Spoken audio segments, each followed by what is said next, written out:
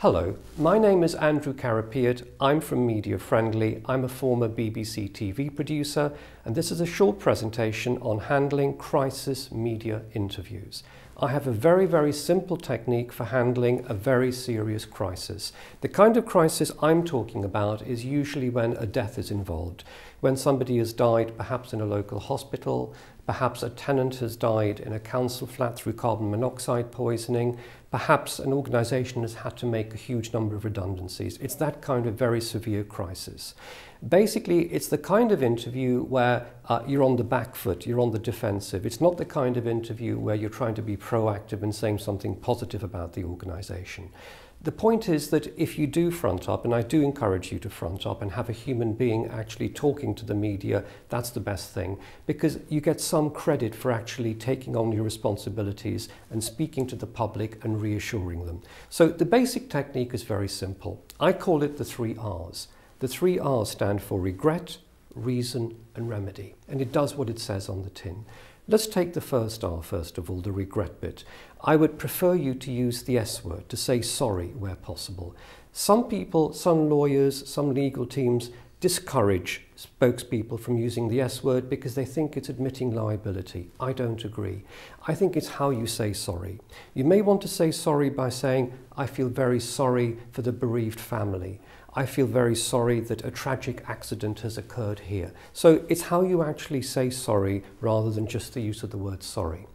If you can't bring yourself to say sorry, then at least express regret. Let me give you an example.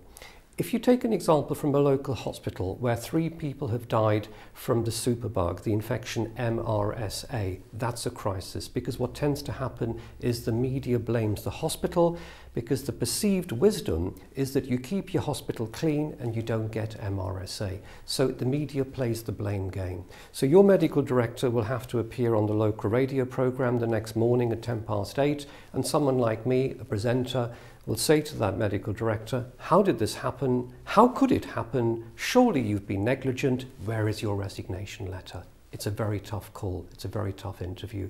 Most medical directors would take the second R, the reason, and explain what happened if asked the question, how did this happen?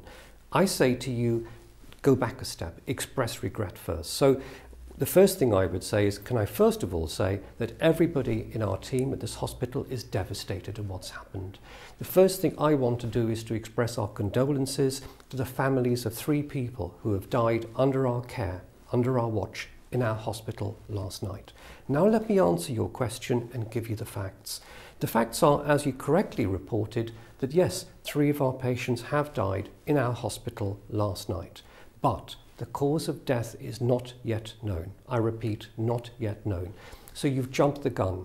You've said it's MRSA. We don't know that as yet. So what I've done, and this is part of the remedy, is we've launched an investigation.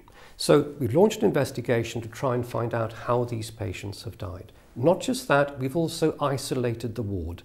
We've taken a decision to keep this, the rest of the hospital open because it's the only hospital in this city. It treats 100,000 patients a year, but we've isolated the ward. We don't know what the problem is. We know where the problem is. That's why we've done that. So also part of the remedy, you might want to address the issue of MRSA. You might want to say, well, let's discuss MRSA. The facts are, 4 out of 5 cases of MRSA are brought into hospitals from outside, either by visitors who do not wash their hands properly, or in some cases by patients themselves. So purely as a short-term measure, purely to reassure patients, the public and our staff, I've decided to limit the number of visitors per patient to 2.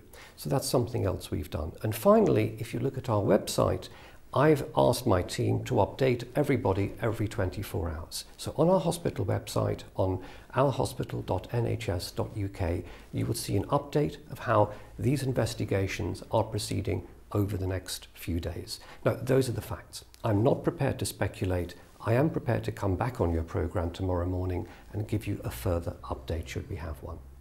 So that's the kind of response I want to see you give when you're in a crisis. You follow the 3 R's, the regret, the reason, and you give some sort of a remedy. You talk for about 3 minutes. You offer a local newspaper about 250 words. You offer your regional TV station about a minute, perhaps a minute 30 seconds, so that basically the media have something they can use. And it's as simple as that. I think that you have to actually front up. The public do get a sense of reassurance from somebody with authority who speaks with authority and knowledge. I think that's very important. I've been Andrew Carapiet from Media Friendly. Thank you very much for listening to me.